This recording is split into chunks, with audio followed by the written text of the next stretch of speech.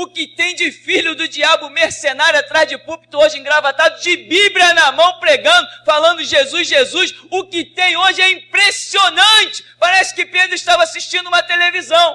Impressionante, inigualável essa revelação. Amém.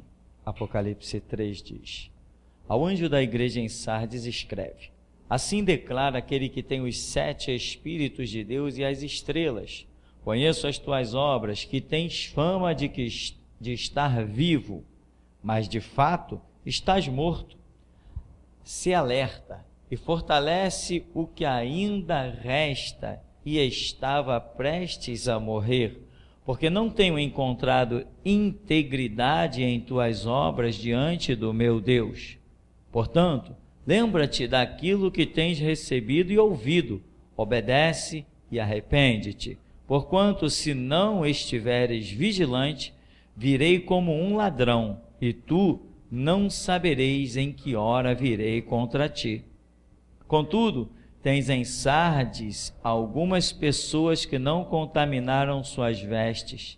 Elas caminharão comigo vestidas de branco, pois são dignas. Assim, o vencedor andará trajado com vestes brancas, e de modo algum apagarei o seu nome do livro da vida. Pelo contrário, reconhecerei o seu nome na presença do meu Pai e dos seus anjos. Aquele que tem ouvidos, compreenda o que o Espírito revela às igrejas. Amém, irmão? Poder sentar.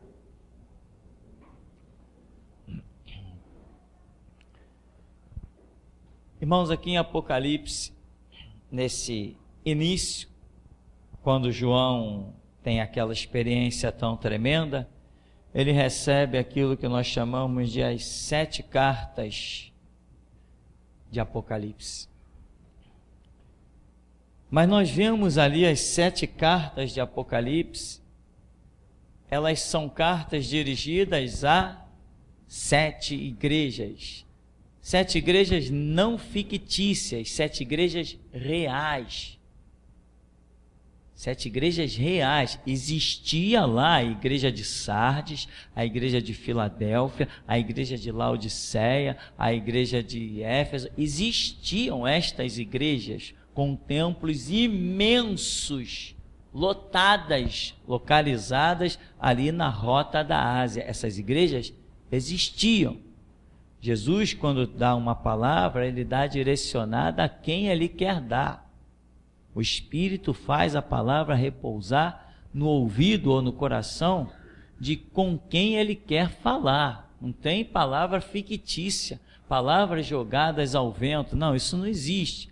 Então existiam essas 7 igrejas e as cartas são levadas ao conhecimento delas, exatamente no tempo de com quem Jesus queria tratar, com aquela liderança daquela época. Essas igrejas hoje não existem mais.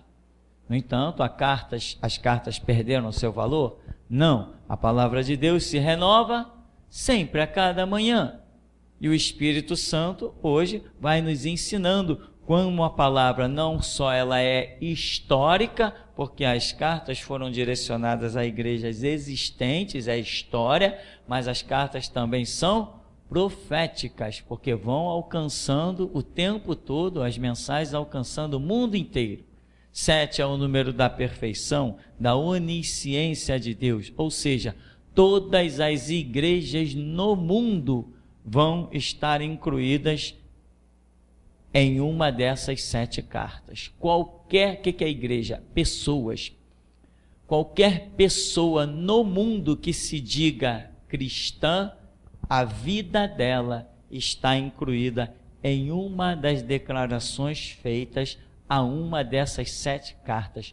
Qualquer pessoa se identifica dentro dessas 7 cartas. Qualquer pessoa no mundo, se os 7 bilhões de habitantes que hoje o mundo tem fossem todos cristãos, a vida de cada um desses 7 bilhões de habitantes estaria descrita em um dos trechos dessas 7 cartas.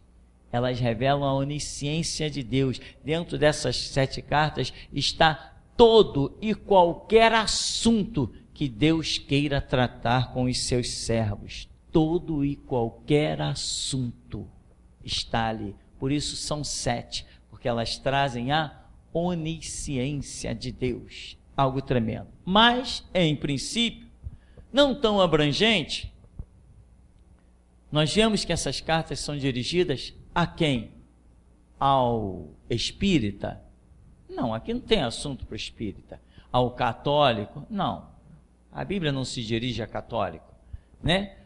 A quem isso é dirigido? Ao povo do Senhor. A liderança, aquele que ele está considerando ter alguma coisa ainda sua, que ainda reste alguma esperança para que ele fale alguma coisa. Então Jesus está tratando com quem? Com o seu povo, com a sua gente. A palavra de correção está vindo ao seu povo, a palavra de exaltação está vindo ao seu povo. Esse tratado de Deus é com a sua igreja, coluna e firmeza da verdade, não é com o mundo lá fora, não é com o povo que está lá fora. E o que Jesus espera da gente, né? Que, como dizem essas cartas, não dá para ler todas elas, mas você que já leu sabe, dos textos que lá estão, né? Ou seja, Jesus repreende aqui lideranças. Por quê? Porque são lideranças que não explanaram a verdade. Jesus é quem leva as pessoas para dentro das igrejas. Amém? Se não for o Espírito Santo guiar uma pessoa para dentro da igreja, essa pessoa nunca achará a porta da igreja, nem que a porta da igreja tenha 500 metros de largura. Ela não vai conseguir entrar ali. Qualquer pessoa que consiga passar na porta de uma igreja, quando eu falo de igreja, eu não falo de templo, eu falo de um local onde um povo se reúne em verdade, em espírito, e onde Jesus está no seu meio. Isso que é a igreja, não é lugares por aí, um monte de gente reunida, onde Jesus não está no seu meio. Igreja é aquele lugar onde Jesus passeia no meio dos candeeiros de ouro. Então, considerando que realmente é a igreja, uma pessoa só consegue entrar na igreja se o anjo do Senhor for lá, lhe der a mão e lhe conduzir para dentro de uma igreja. E se Jesus assim traz alguém dentro da sua igreja, ele espera que aquela liderança lhe permita falar com aquela pessoa através dele. Porque tem muitos lugares por aí, muitos lugares por aí que já não são nem mais chamados de igreja, não pode mais, porque eles bloquearam completamente a fala de Jesus, porque não era conveniente. Não é conveniente, às vezes, para uma liderança falar certas coisas que ele sabe que aquele camarada ali que é rico não vai gostar.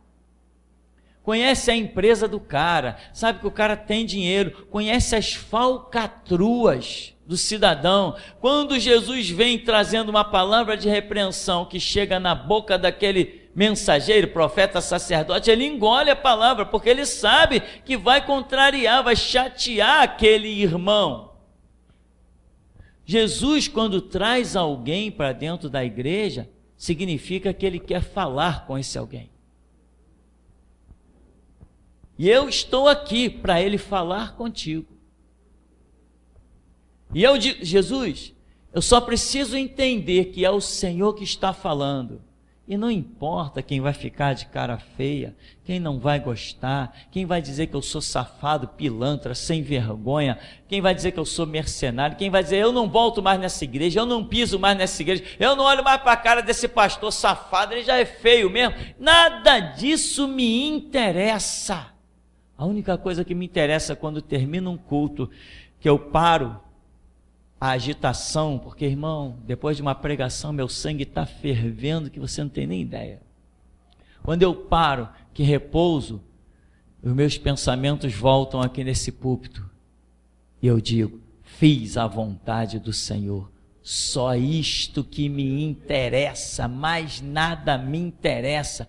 Quem morreu depois da pregação, quem viveu, quem vai voltar, quem não vai voltar, quem gostou, quem deixou de gostar, nada me interessa. Só me interessa quando o Espírito Santo diz assim: missão cumprida, mais um dia. Só isso me interessa, mais nada.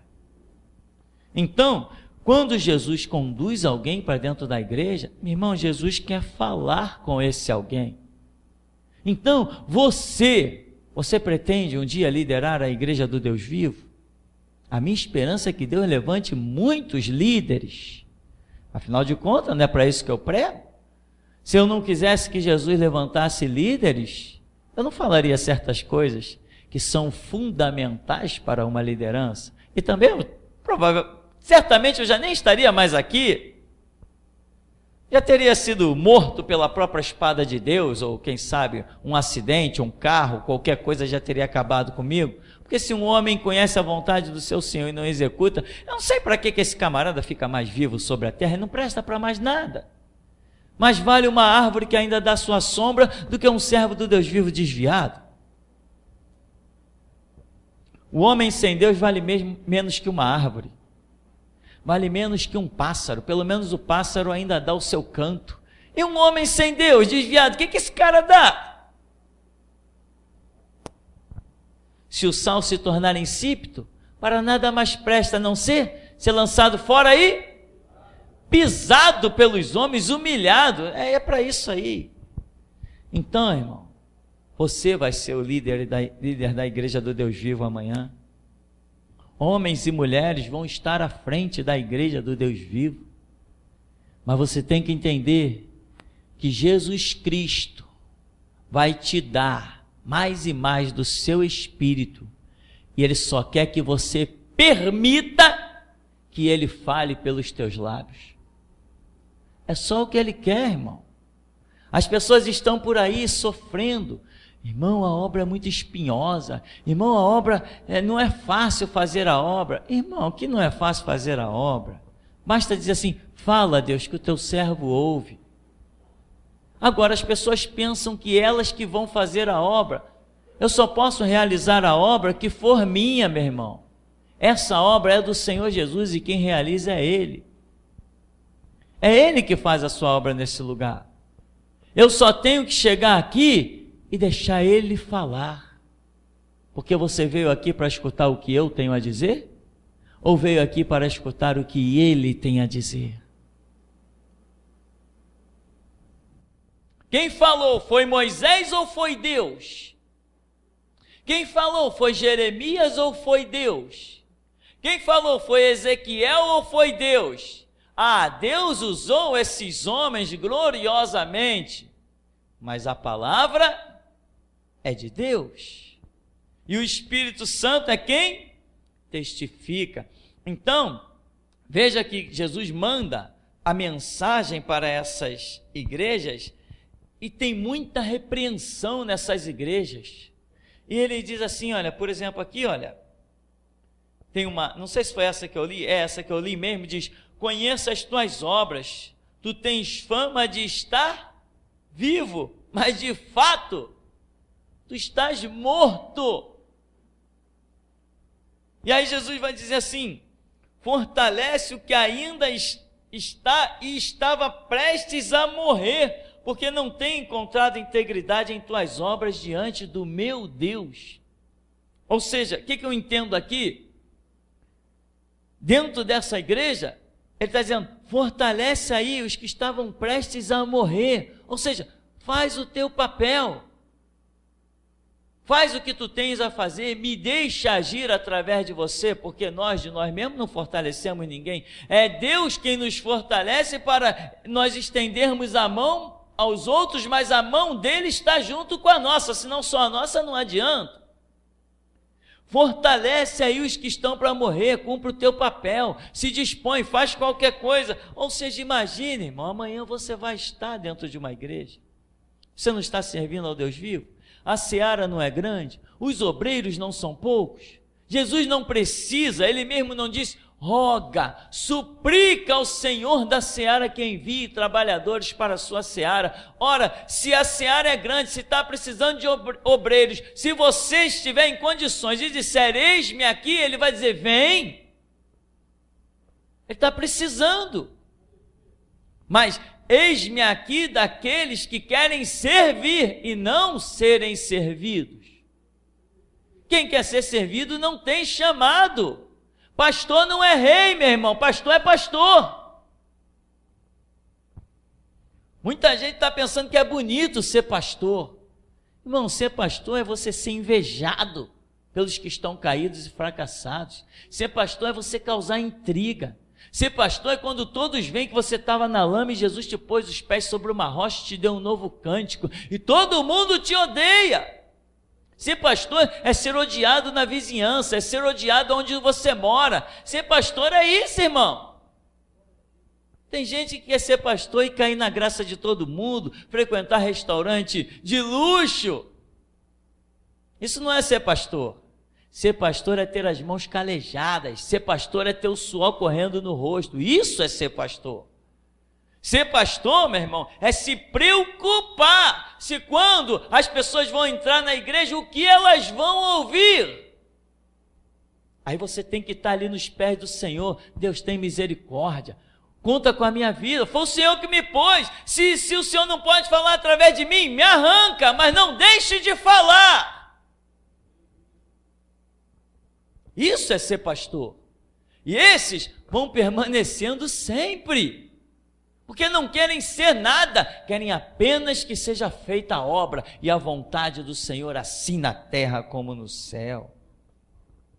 Então, meu irmão, veja, Jesus manda recado para 7 igrejas, mas as lideranças são repreendidas maciçamente. Se fôssemos colocar num percentual de 7, 2 igrejas recebem exaltação. Ora, num percentual, isso seria um caos.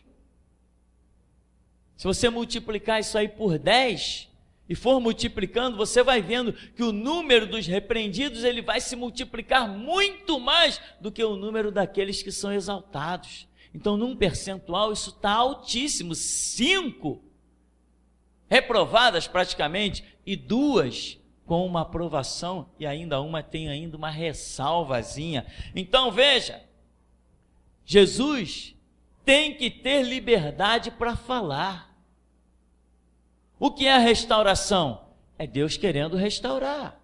É Deus querendo falar. E o que o Senhor já nos mostrou com grande graça?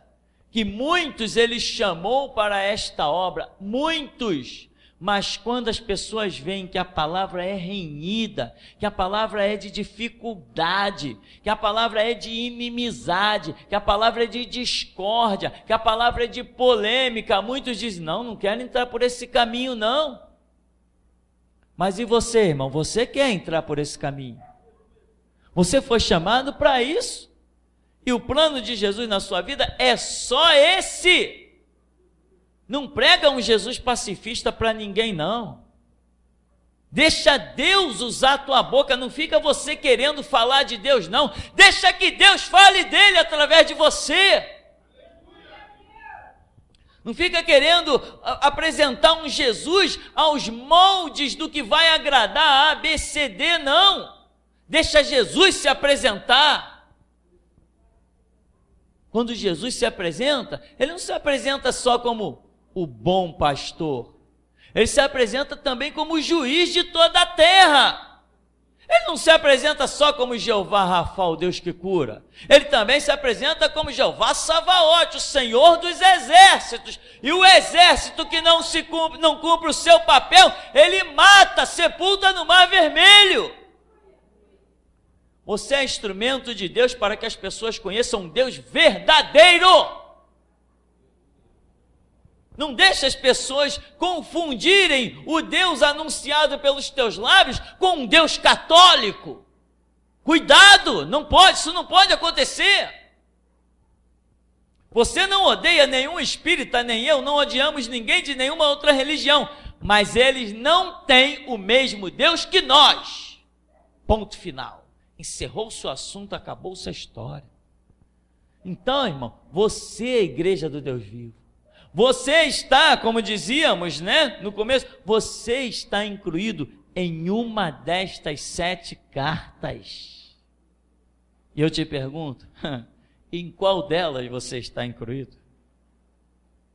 Qual delas fala da sua vida? Qual destas cartas fala da sua vida? Tenho contra ti que toleras Jezabel. Você é uma pessoa tolerante com o pecado? Ou você é radical? Quantos crentes já encontramos pelo caminho? Não, irmão, mas sabe como é? Não podemos ser muito radical, né? Temos que pregar com sabedoria, né? Não podemos chegar e rasgar o verbo com um homossexual. Ah, não, então leva ele para a cama. Como que não podemos rasgar o verbo? Imagina Jesus chegando para um homossexual e dizendo, não, sabe como é? Eu te entendo, né? Mas o quê? Mulher, cadê os teus acusadores? Ninguém te condenou? Eu também não estou te condenando não, mas vergonha na cara, vai e não peques mais. Amém, meu irmão?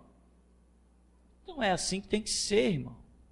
É assim que tem que ser. Você quer ser um instrumento de Deus? Então pare de querer usar Deus, deixa Ele te usar. Deixa Ele te usar, irmão. E diga para Ele, Senhor, me usa. Se eu viver, viverei. Se eu morrer, morrerei. Mas usa-me, senão eu vou morrer mesmo. Diga para Ele, Senhor, eu não quero viver se não for para ser um instrumento teu. E aprenda a se neutralizar, irmão. Aprenda, você quer ser um instrumento de Deus? Você não tem mais vontade, então. Enquanto você tiver vontade, você não tem Deus. A um servo cabe ser igual, cabe agradar ao seu Senhor. Enquanto você tiver vontade, entenda isso, meu irmão. Enquanto você tiver vontades e agir, o que é ter vontade? É agir de acordo com aquilo que você acha melhor. Isso é ter vontade. Não, o melhor é isso aqui, o melhor é aquilo lá, o melhor, ou seja, você, na sua inteligência, decidiu o que é melhor, foi a sua vontade. O que é não ter vontade, ser servo e obedecer ao seu Senhor? Tem a situação, você vai orar. O que Ele disser, você vai e faz, mesmo que te contrarie. Mas pastor, eu fui orar e Deus não falou nada, então eu agi. Então você agiu porque você tem vontade. Quem não tem mais vontade, quem já neutralizou a sua vontade para servir a Deus, para que Deus faça a sua vontade através da sua vida, esse vai orar. Deus não falou nada, então não vou fazer nada. E o tempo? O tempo a Deus pertence. Se Ele não falou nada, é porque Ele não quer que eu faça nada. Porque tem pessoas que têm a sua vontade. A sua vontade é fazer alguma coisa, é resolver os problemas, é buscar soluções. Só existe um lugar certo de resolver problemas e buscar soluções. É entrar no seu quarto, fechar a sua porta e falar com seu pai. Ali se tem toda e qualquer solução. Mas ali é só para aqueles que são servos. E você, quando for pastor de uma igreja, o que você vai dizer?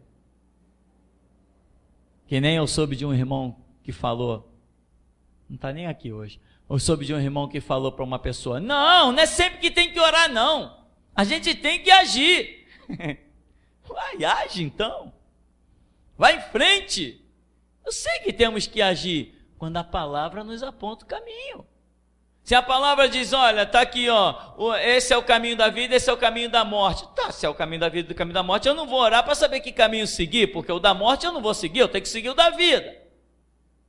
Mas se é a minha vontade, são as minhas decisões, é bom eu tomar muito cuidadinho e ver que decisão eu vou tomar. E digo mais, irmão, guarda esse segredo. Essa é tremenda, essa é gloriosa. Essa é um segredo, segredo para servos do Deus vivo. Quando você tem diante de si dois caminhos, o certo e o errado, e você não consulta o seu Senhor, mas você entra pelo caminho certo, mesmo o caminho certo vai virar errado, porque você não consultou o seu Senhor. E é assim que pessoas se de repente, estava tudo bem, estava tudo perfeito, de repente se encontra num emaranhado de problemas. Mas eu fiz tudo certinho. Não, você fez tudo certinho conforme a sua vontade. Aquele seria o caminho certo. Aquele caminho que você entrou, se você tivesse perguntado a Jesus, Jesus, eu posso entrar naquele caminho? Ele diria, é aquele caminho. Mas você não consultou e entrou. O certo passou a ser errado. E isso é um grande segredo, hein, meu irmão? Servo só toma a decisão, por mais óbvia que ela transpareça, se consultar ao seu Senhor. Mas você, irmão, vai estar um dia à frente da igreja. Vai! Você não está esperando que Deus te recrute para a sua obra? Você não sabe que está precisando de obreiro nessa seara? Agora, é necessário que você entenda o que você vai fazer quando chegar na frente de uma obra. O que você vai pregar quando chegar à frente de uma obra? Você não vai pregar nada, meu irmão. Você vai esperar Deus te falar o que pregar. Tem gente que está assim. Tinha um aqui que era assim, pastor, você falou que já leu tantos livros, né? Eu também, já li tanto, quase chegando perto de 80 livros. Eu já li 80 livros, porque a gente tem que se preparar para a obra. Você não se prepara para a obra pela multidão dos livros que você lê. Você se prepara para a obra por um livro que Jesus te dê a direção de ler. Não é na multidão das suas atitudes que Deus será glorificado, mas naquela atitude que Ele te dê a direção para tomar. Irmão, um sacerdote é homem e está sujeito a erro. Mas se você caminhar com precisão e entender como deve se comportar, meu irmão, o mundo vai ranger os dentes desejando ver a sua queda, e cada dia que passar vai te olhar mais alto.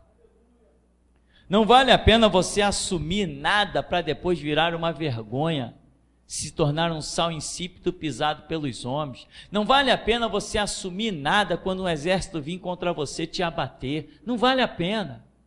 Fortifica-te na graça que há em Cristo Jesus. Valoriza a tua vida, põe a tua vida nos pés de Jesus, vai lá para as tuas horas de oração, transforma a tua história, vê o que ninguém consegue ver, ouve o que ninguém consegue ouvir, sente o que ninguém consegue sentir, porque o segredo do Senhor não é para todos, é para aqueles que o buscam. Os mistérios de Deus não são para todos, é para aqueles que o buscam. Deus deu a Daniel revelação de vários sonhos, deu a Sadraque, Mesaque e Abednego sabedoria. Eles se transformaram em chefe dos magos de Babilônia. Deus deu a José, naquelas condições lá, deu a ele o poder de ser governador, o segundo homem mais importante do Egito.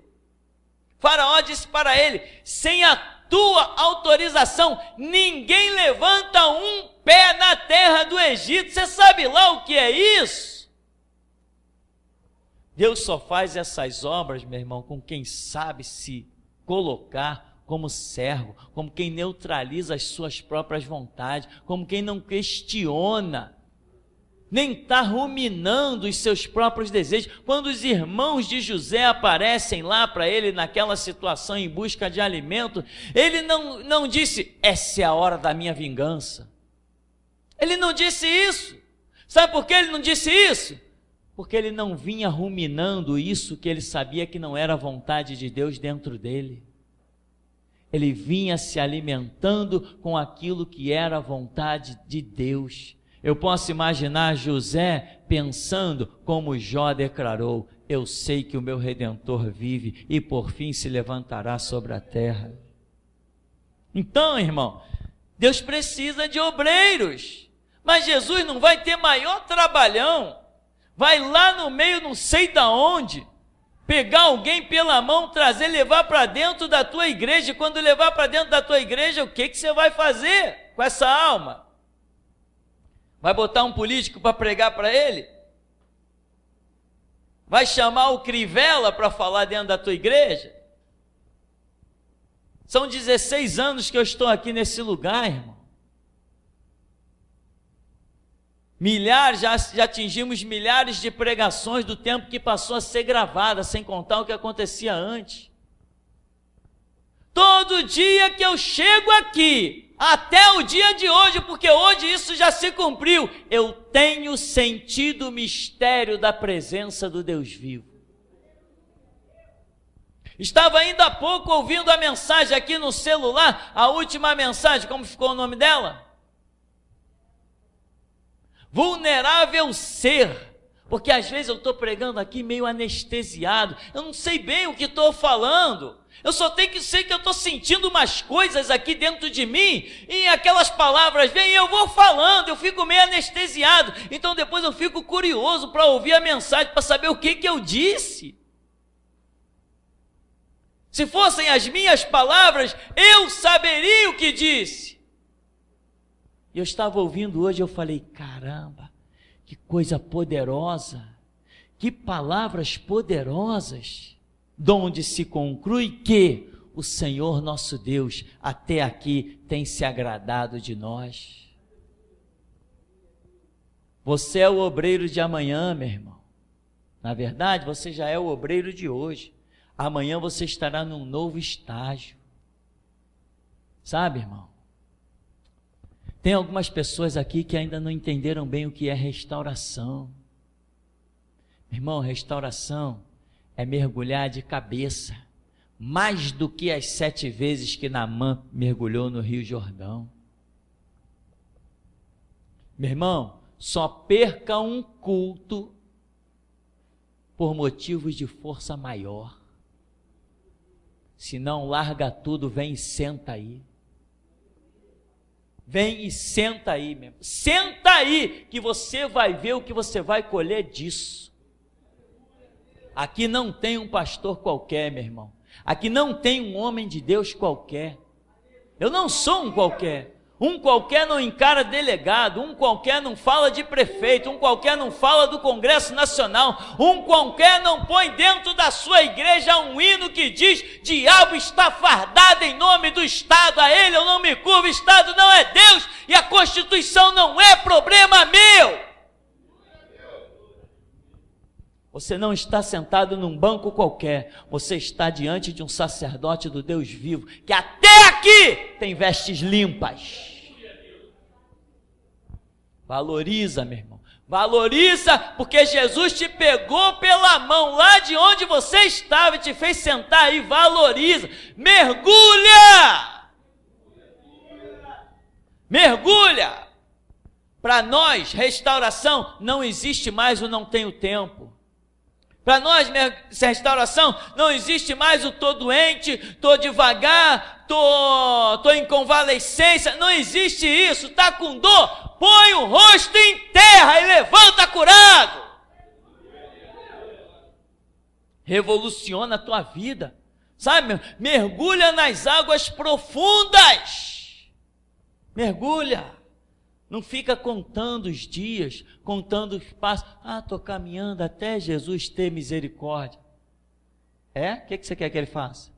Desça de novo do céu e suba na cruz mais uma vez? O que ele tinha para fazer já está feito. E ele disse: Pai, está consumado. Agora, nós é que temos que saber. Vem ouvindo mensagem há 5, 6, 7, 10, 15 anos, mas não consegue mudar a sua história. Joga tudo para o alto. Joga tudo para o alto. Joga tudo para o alto, porque Jesus vale a pena.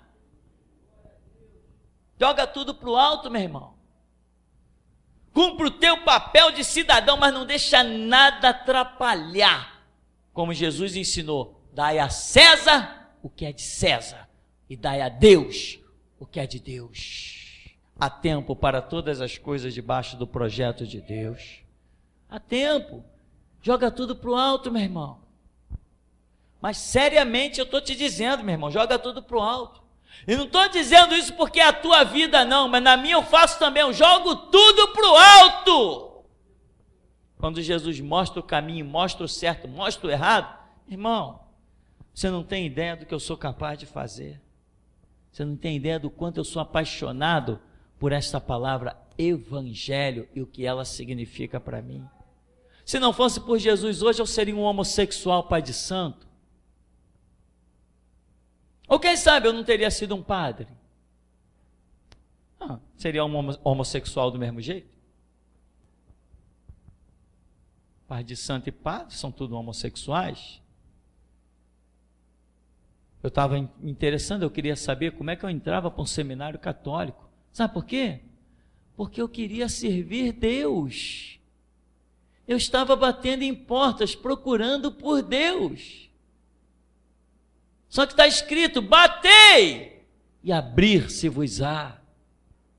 Deus teve misericórdia da minha vida quando viu que eu queria a Deus. Ele me abriu as portas do caminho que leva a Deus. Não lembro exatamente se era segunda ou quarta-feira, que era o dia do terreiro, quando eu ia lá para mergulhar de vez com tudo no terreiro, botar roupa, raspar a cabeça, quando eu estava preparado para esse lixo todo, no sábado anterior, considerando 7 dias, vamos falar naquela semana, Jesus entrou na minha vida. E tem um hino que eu sou tão apaixonado, porque eu lembro desse dia. Ele veio em minha vida num dia especial, trocou meu coração por um novo coração, e esta é a razão porque eu canto assim. Vamos adorar a Deus, vamos adorar a Deus, adorar, vamos adorar a Deus, vamos invocar seu nome, aleluia, vamos adorar a Deus. Este hino me faz lembrar quando eu estava pronto para ir para o terreiro, para mergulhar de vez na lama do espiritismo. Jesus, antes de eu entrar naquela estrada, ele me esperou na bifurcação e disse, não, por aqui não, por ali. Foi tremendo. Mas aconteceu contigo também, não aconteceu, irmão? Você tem valorizado? As tuas primeiras experiências morreram? Sabe quando que você esquece as primeiras experiências? Quando você não teve sequência. Quando nós temos sequências de experiências, nós entendemos que as últimas têm por base as primeiras. Mas quando nós paramos, até as primeiras experiências se esvaem da nossa memória. Irmão, é lamentável algumas coisas, e às vezes eu fico assim, se a unção que está vindo, e aquela coisa que Jesus está mostrando, se a unção veio para eu saber, ou se a unção veio para eu falar. Tem momentos que fica um pouco difícil discernir. Tem momentos que são exatos, sabemos que é para falar, mas tem momentos que eu não sei exatamente. Então, às vezes, eu tenho que, para não contrariar ao meu Senhor, porque não somos detentores de todo o conhecimento das coisas espirituais, somos alunos e esperando a hora que o nosso mestre nos ensine todas as coisas. Então, triste é saber que tem pessoas que começaram e a glória que estava proposta era tão grande, mas tão grande, que ia ser um assombro. As pessoas iam olhar e iam dizer assim: parece ele, mas está diferente. Lembra que Moisés subiu ao monte, quando voltou teve que cobrir o rosto? Assim é a proposta de Deus para cada um de nós, irmão. Que as pessoas olhem para nós e haja tanta glória sobre as nossas vidas, que elas fiquem em dúvida se somos nós ou não. Só que isso para alguns parece uma utopia. As pessoas não abraçam isso como realidade. Façam um teste. Assuma um compromisso com o Espírito Santo durante 30 dias, um mês. Todo dia, naquela hora marcada, você vai aos pés do Senhor. E não vai sair de lá sem que se completem 30 minutos. Você será uma nova criatura. Você será um novo ser. Valoriza.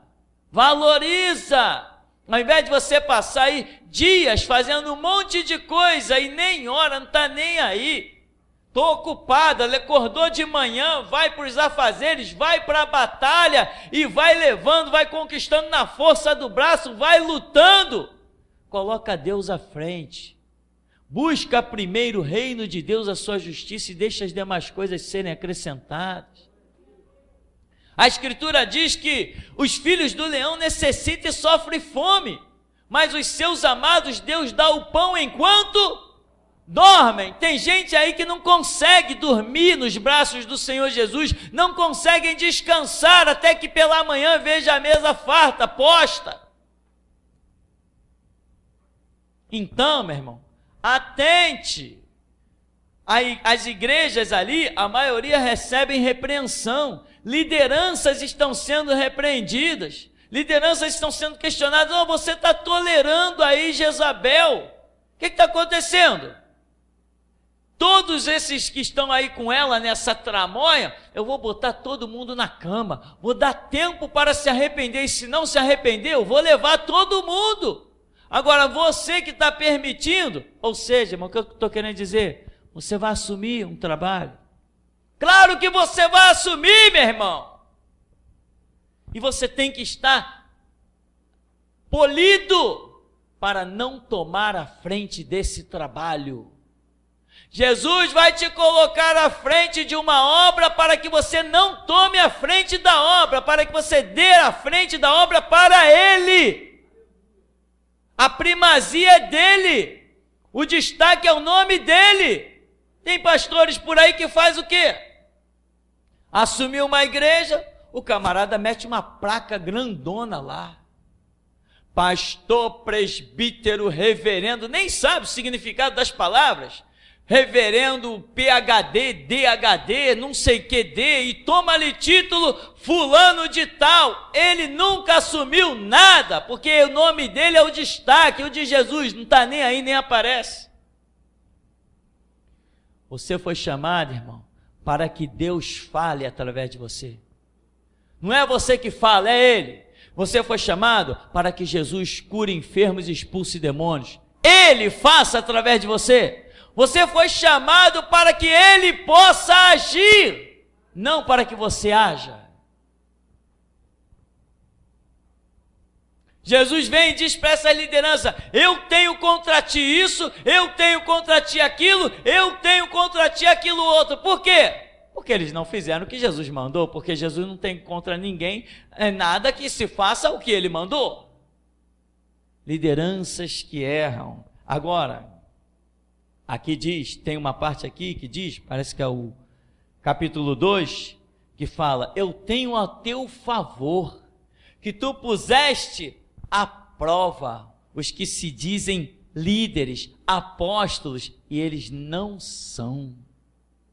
Você entende o teu papel como um líder no futuro?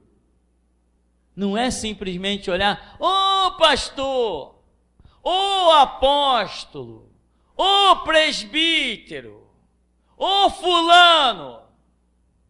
Não é isso não. Eu tenho a teu favor que tu puseste eles o quê? À prova. Jesus não te chamou para se associar com quem tem título. Jesus te chamou para se associar com quem tem unção.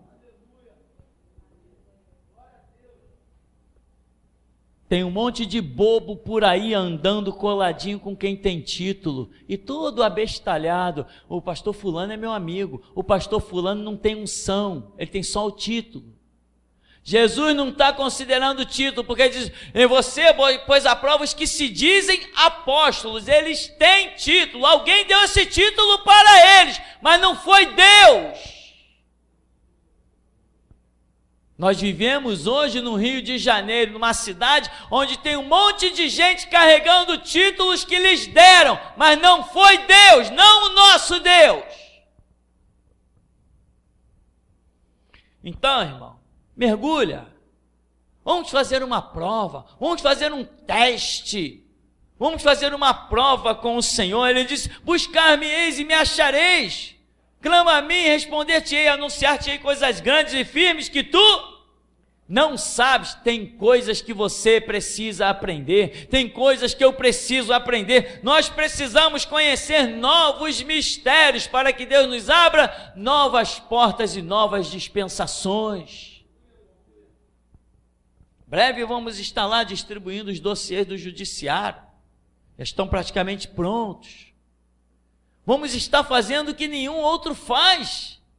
Mas há anos atrás Deus nos deu uma frase: faremos o que nunca foi feito e veremos o que nunca foi visto. Cada vez que eu olho para essa frase eu digo: Jesus. Quando recebemos essa frase, não sabíamos quão grandes coisas o Senhor faria nas nossas vidas. Mas por quê? Porque nós passamos a fazer o que ninguém nunca fez, nem tem coragem de fazer. Por isso nós temos visto também o que ninguém antes de nós viu. Ninguém na nossa geração imagina as coisas grandes e gloriosas que nós temos colhido. Ninguém tem a autoridade que nós temos, ninguém tem a unção que nós temos, ninguém tem o entendimento que nós temos. Nós calamos a qualquer um. Quando alguém fisicamente mais forte vem contra nós, eles são travados pelo anjo do Senhor que se acampa ao redor dos que o temem e os livra, e tem dito: provai e vede que o Senhor é bom. O Senhor é uma fortaleza no dia da angústia e conhece os que confiam nele. Conhece os que confiam nele. Passa a confiar em Deus. Joga tudo para o alto. Vai ser um espírito com o Senhor. Joga tudo para o alto, irmão. Não te detenhas com absolutamente nada. Você tem que ver a glória de Deus. Ele diz: contudo, tens em Sardes algumas pessoas que não contaminaram suas vestes. Elas caminharão comigo vestidas de branco. Por quê? Por que elas caminharão vestidas de branco? O texto está dizendo: porque elas são dignas. Elas conquistaram isso. Entende que o que você quer, você tem que conquistar na palavra, na oração, na direção de Deus. Quanto mais você obedece, mais conquistas você tem. Quanto mais você ouve, mais oportunidade para conquistar você tem. E glorioso é quando Jesus nos manda fazer uma coisa difícil. Quando a coisa é difícil, aí você sabe que o galardão é dobrado.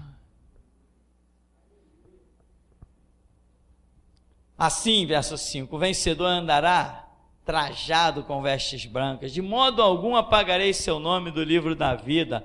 Pelo contrário, reconhecerei o seu nome na presença do meu Pai e dos seus anjos.